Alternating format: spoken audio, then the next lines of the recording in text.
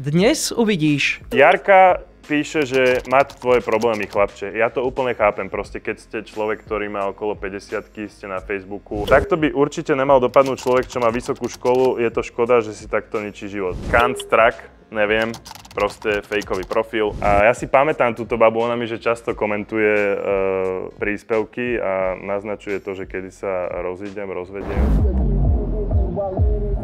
S kódom Refresher5 získáš nekonečný swipe na mesiac za polovicu a k nemu ti pribalíme predplatné Refresher Plus, aby ti neušla bonusová verzia tohto videa. Ahojte, moje meno je Peter Lackovič a živím sa už mesiac influencerstvom a dnes idem v Refresheri reagovať na moje hejterské komentáre, ak také nejaké nájdeme.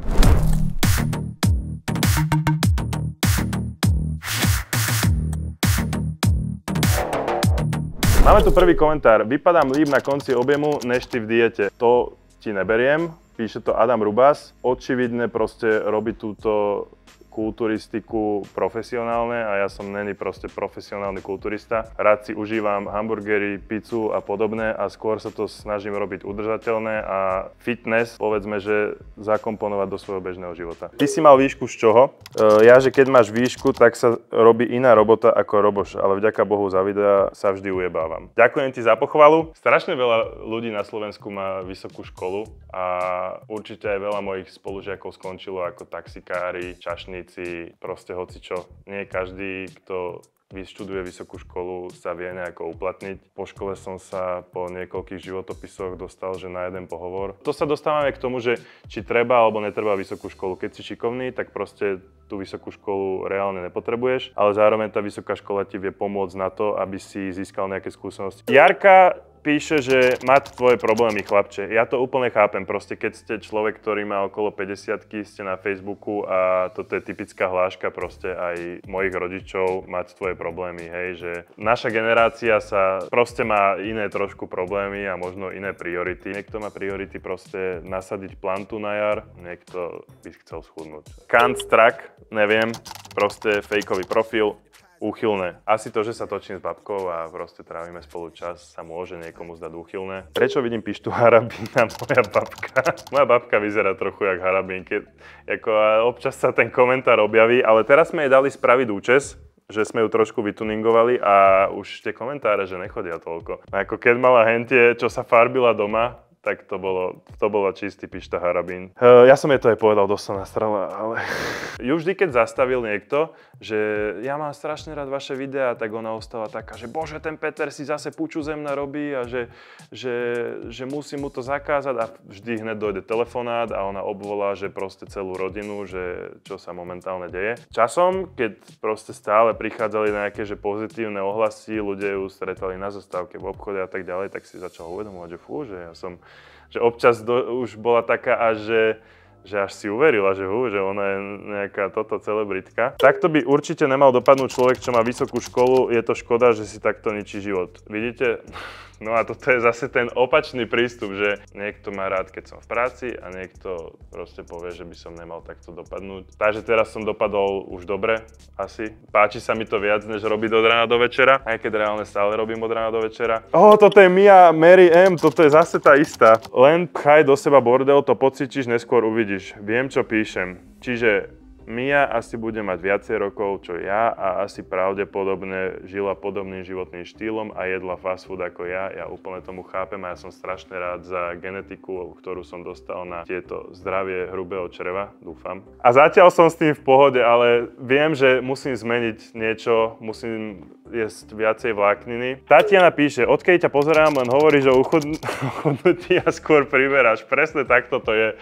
Bohužiaľ, ale dnes moja manželka má narodeniny a dnes som mal len banán a proteín, kávu a Red Bull Zero. Ale večer robím krtku v dort, ale nemusel by som si ho dať. A ty, čo to pozeráš a náhodou chceš schudnúť alebo pribrať, tak ber to ako taký malý záväzok, podajme si tú ruku a ideme spolu dosiahnuť našu vysnívanú postavu. Je super, ale jeho babka je viac. Určite berem, preto som aj babke založil profil vlastný, lebo nie každý si pôjde čisto mňa, alebo aj mňa.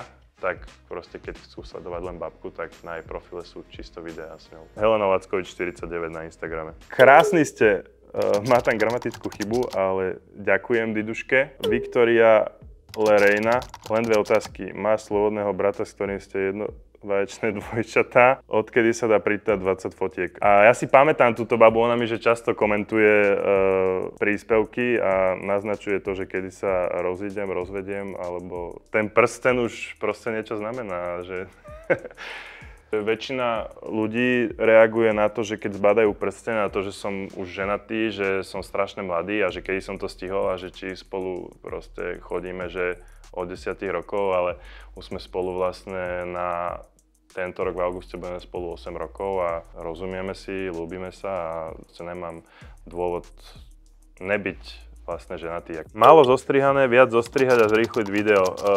Môže byť, lebo teraz som trošku prešiel na dlhší formát, keďže Instagram povolil videá nad minútu 30, čo je možno moje prekliatie, lebo ja keď som začínal robiť videá na TikTok, tak som robil strašne dlhé, 4-5 minútové, lebo som si nevedel vybrať, že čo je v tom videu dôležité a jak som začal točiť na Instagram, som ich veľmi zostrihal a veľmi som sa zlepšil, ale teraz zase spadám do toho, že neviem selektovať tie dôležité veci a občas tomu klesne dosah, ale často je to dobré, ale proste každému vyhovujú iné videá. Toto je zase to isté, že však keď furt žereš, to je proste hláška mojej babky, to není ani že nejaký hejt. Aký najhorší hejt si o sebe čítal? No tým, že som vlastne sám sebou a tie videá robím tak proste ako ja to cítim a dostáva sa to, alebo ľudia sa s tým veľmi stotožňujú. Keď som začínal, to je komentár, ktorý si pamätám, to je taký jediný, čo mi tak utkvel v pamäti a ja som spravil zase recept na kebab, niečo, čo je špecifické a prvý komentár tam bol, že si kokot. A to je všetko. A nič k tomu viacej nepovedal, čiže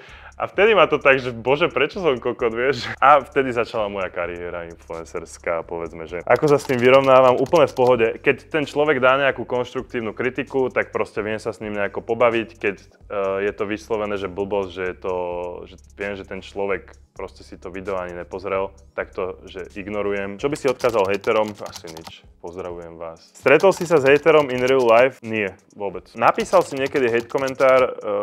Nie. Nemám dôvod, akože celkovo ja nepíšem komentáre, že som taký, že prečo by som sa ja mal proste kvôli čomu vyjadriť. A keď sa chcem z niečomu vyjadriť, tak spravím na to video. Ale realitu, ktorú mám tvrdí každý jeden stavebný inžinier, potvrdí jedno z najťažších štúdií na Slovensku s nástupným platom po 6 rokoch štúdia ako pokladnička v Lidli. To chovanie a vyjadrovanie oboch žien pod úroveň. Toto je zase to isté, že však keď furt žereš, to je proste hláška mojej babky. Podľa mňa, že ponaté, že najlepší recept je vyhodiť ho a urobiť si rezne s rýžou. No a ľudia, toto bolo reagovanie na hejt a nehejt komentáre s Refresherom a Petrom Lackovičom. Ja som rád, že ste toto video dopozerali. Dúfam, že vám toto video aspoň niečo dalo. A majte pekný deň.